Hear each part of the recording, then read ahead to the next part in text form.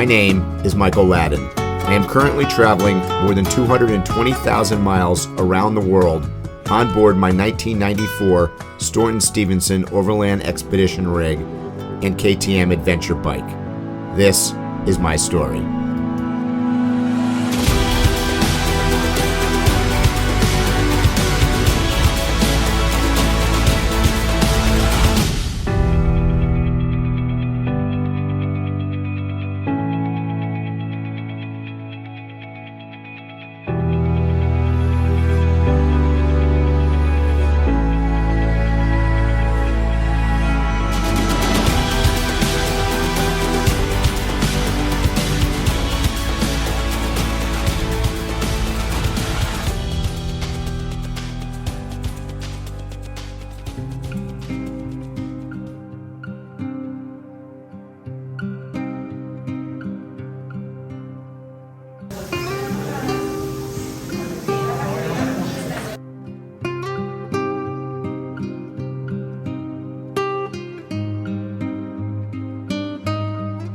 Here we go. This is from Josiah, and it's always... Is it for me? Well, I don't know. But it's always a good idea. Always a good idea. For that branca. Salud, salud. Feliz, feliz. Here we go. Terrible idea. Oh, it's like coffee soup. Oh, it's lovely. Oh, that is good.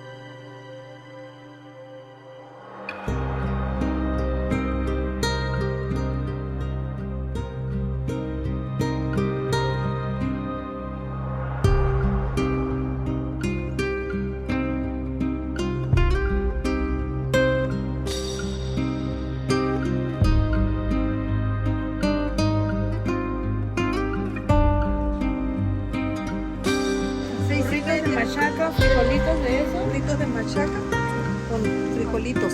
Frijolitos. 6.5 frijolitos de la olla. Muy ricos.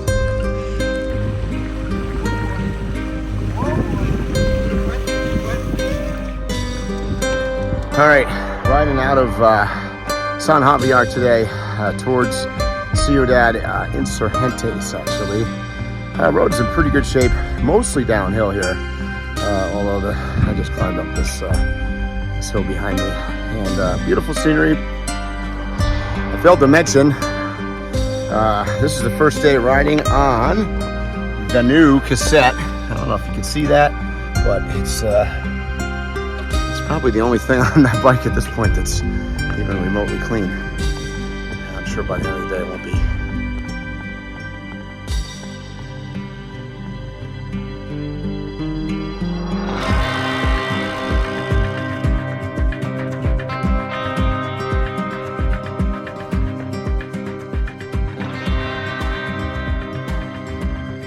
Last week I posted a thing on Instagram asking you guys for questions, and thank you very much because we got like over 100. So we're going to try to rattle off some of these today at Q&A and Coffee with Eric and Mike. Yes, Q&A and coffee. And we are camped here in a beautiful arroyo.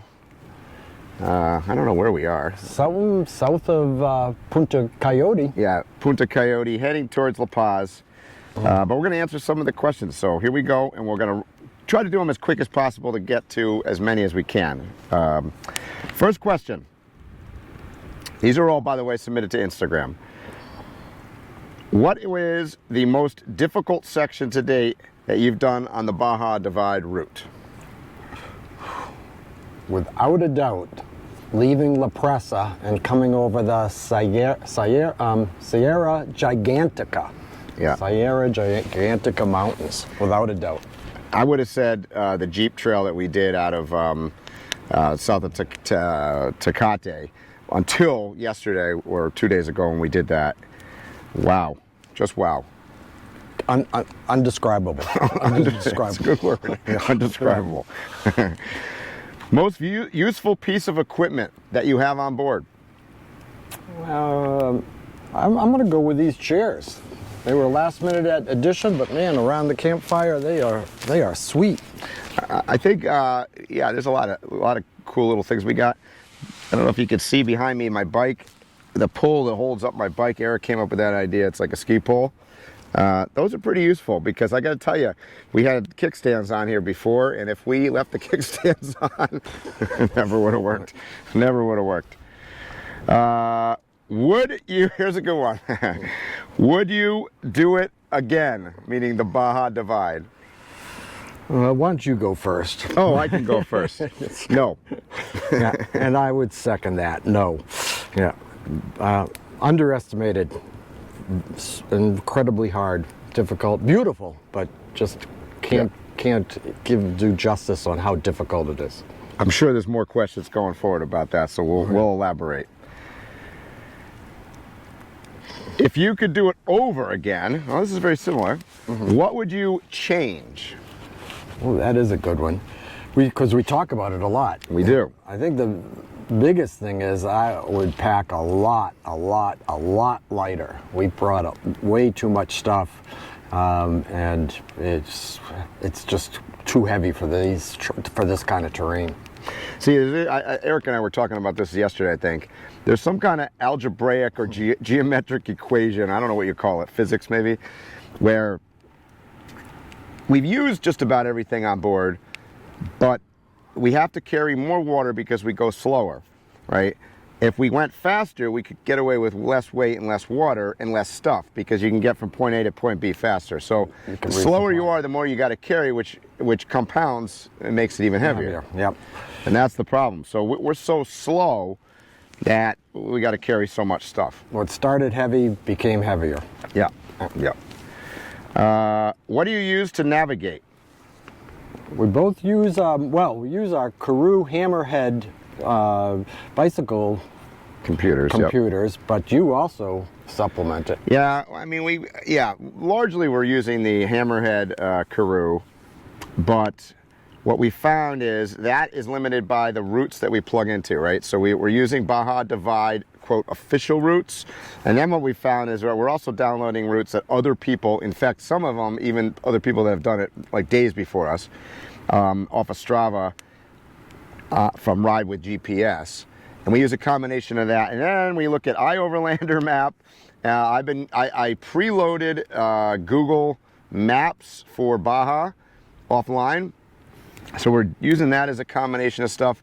And one thing I would tell you is that you can use it all, and it doesn't necessarily match up with what you actually see on the ground. Right, because the roads move. They move. They move from week to week, season to season, flood to flood. Yep.